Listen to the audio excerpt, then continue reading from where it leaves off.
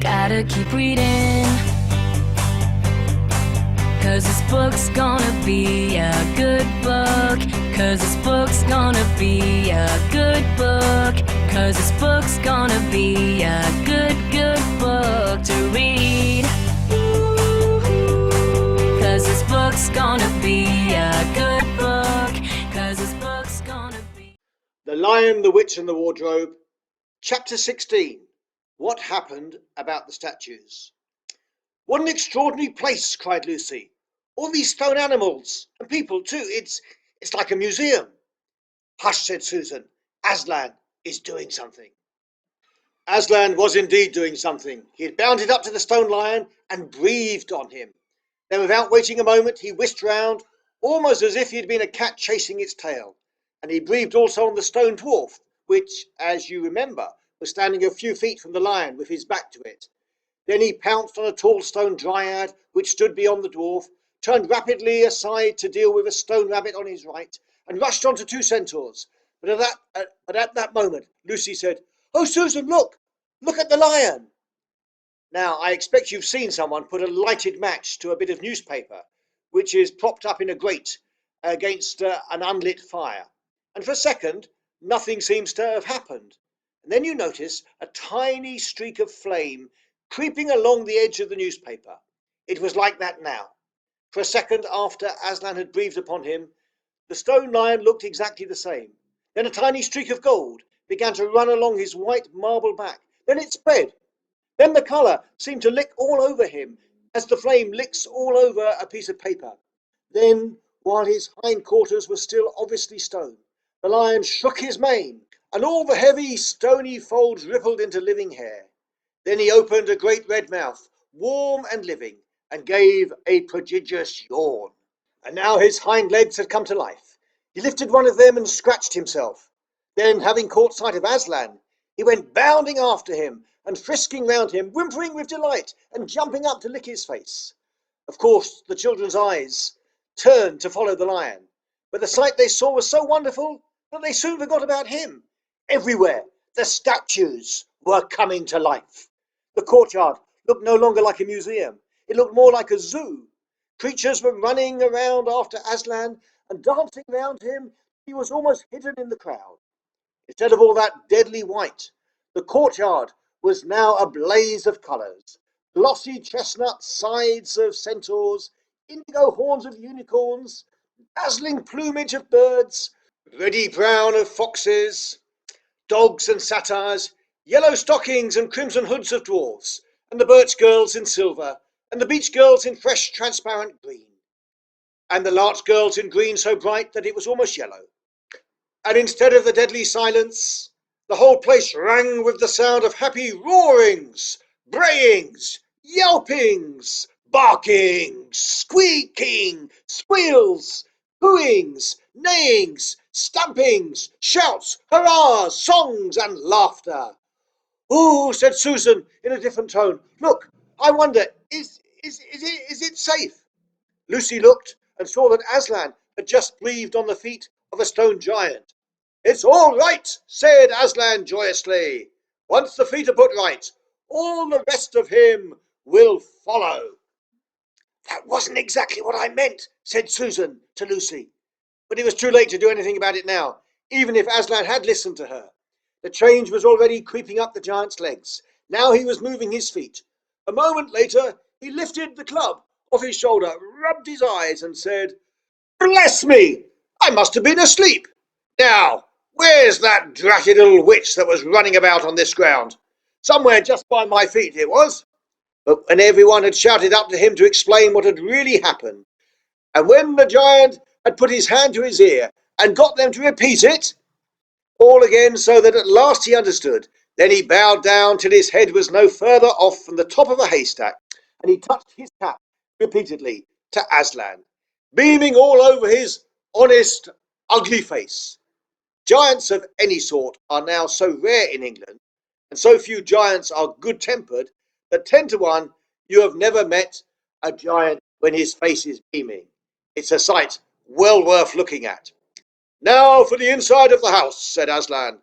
"Look lively now, everyone. Upstairs and downstairs and in my lady's chamber. Leave no corner unsearched. You never know where some poor prisoner may be concealed. And into the interior they all rushed, and for several minutes the whole of that dark, horrible, rusty old castle echoed with the opening of windows, and if everyone's voices crying out at once, "Don't forget the dungeons! Give us a hand with this door! Here's another little winding stair! Oh, I say, here's a poor kangaroo! Call Aslan! Phew! Oh, it smells in here!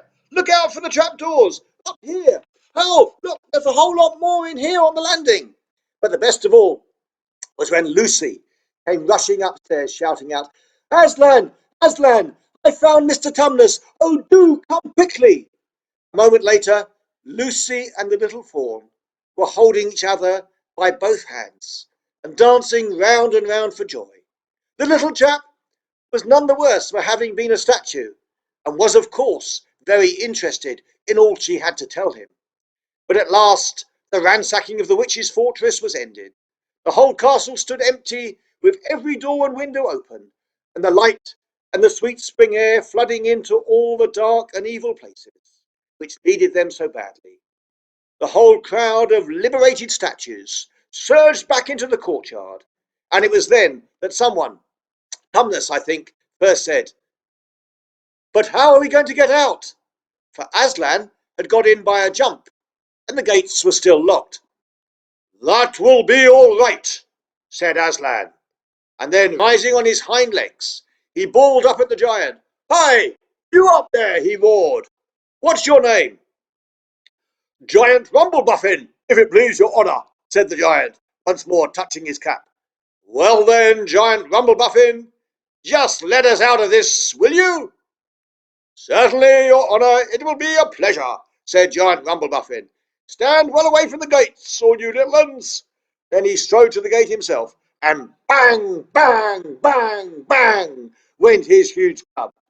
The gate squeaked at the first blow, cracked at the second, and shivered at the third. Then he tackled the towers on each side of them, and after a few minutes of crashing and thudding, both the towers and a good bit of the wall on each side went thundering down in a mass of hopeless rubble. And when the dust cleared, it was odd, standing in that dry, grim, stony yard, to see through the gap all the grass and waving trees and sparkling streams of the forest, and the blue hills beyond that, and beyond them the sky. "I'm blowed if I ain't in an all muck sweat," said the giant, puffing like the largest railway engine. "Comes of being out of condition, I suppose. Neither of you young ladies has such a thing as a pocket handkerchief about you, do they?" "Yes, I have," said Lucy, standing up on tiptoes and holding her handkerchief up as far as she could reach. "Thank you, missy," said Giant Rumblebuffin, stooping down. Next moment Lucy got rather a fright, for she found herself caught up in mid-air between the giant's finger and thumb.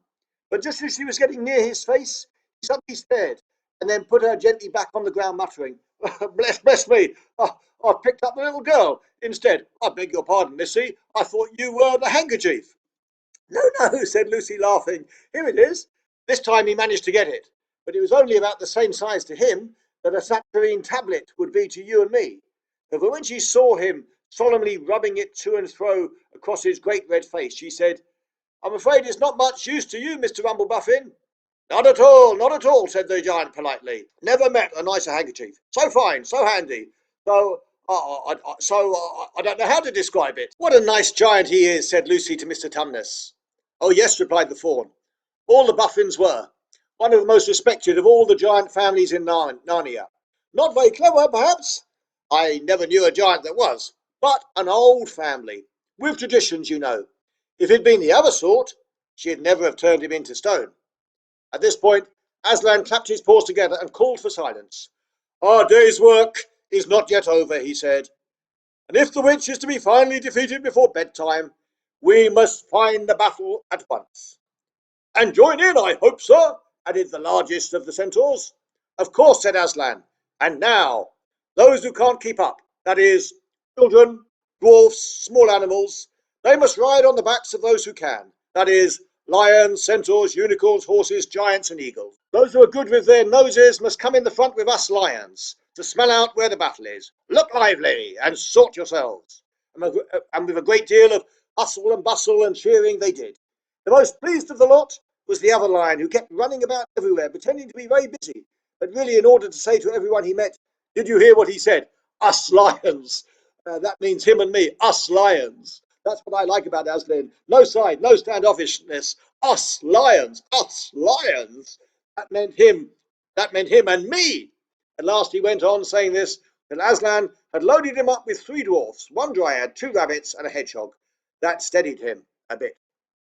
When all were ready, it was a big sheepdog who actually helped Aslan most in getting them sorted into their proper order. They set out through the gap in the castle wall. At first the lions and dogs went nosing about in all directions, but then suddenly one great hound picked up the scent and gave a bay. There was no time lost after that. Soon all the dogs and lions and wolves and other hunting animals were going at full speed with their noses to the ground, and all the others, streaked out for about half a mile behind them, were following as fast as they could. The noise was like an English fox hunt, only better, because every now and then with the music of the hounds was mixed the roar of the other lion, and sometimes the far deeper and most awful roar of Aslan himself. Faster and faster they went as the scent became easier to follow. And then, just as they came to the last curve in a narrow, winding valley, Lucy heard above all those other noises a different one, which gave her a queer feeling inside. It was the noise of shouts and shrieks, and of the clashing of metal against metal. Then they came out of the narrow valley, and at once she saw the reason. There stood Peter and Edmund, and all the rest of Aslan's army, fighting desperately against the crowd of horrible creatures whom she had seen last night. Only now in the daylight they looked even stranger and more evil and deformed. There also seemed to be far more of them. Peter's army, which had their backs to her, looked terribly few, and there were statues dotted all over the battlefield, as apparently the witch had been using her wand. But she did not seem to be using it now. She was fighting with her stone knife. It was Peter she was fighting. Both of them are going at it so hard that Lucy could hardly make out what was happening. She only saw the stone knife and Peter's sword flashing so quickly that they looked like 3 knives and 3 swords. That pair were in the centre. On each side the line stretched out. Horrible things were happening wherever they looked. "Off, my back, children!" shouted Aslan, and they both tumbled off. Then with a roar that shook all Narnia, from the western lamppost to the shores of the eastern sea, the great beast, Aslan, flung himself upon the White Witch. Lucy saw her face lifted towards him for a second with an expression of terror and amazement. Then lion and witch had rolled over together, but with the witch underneath.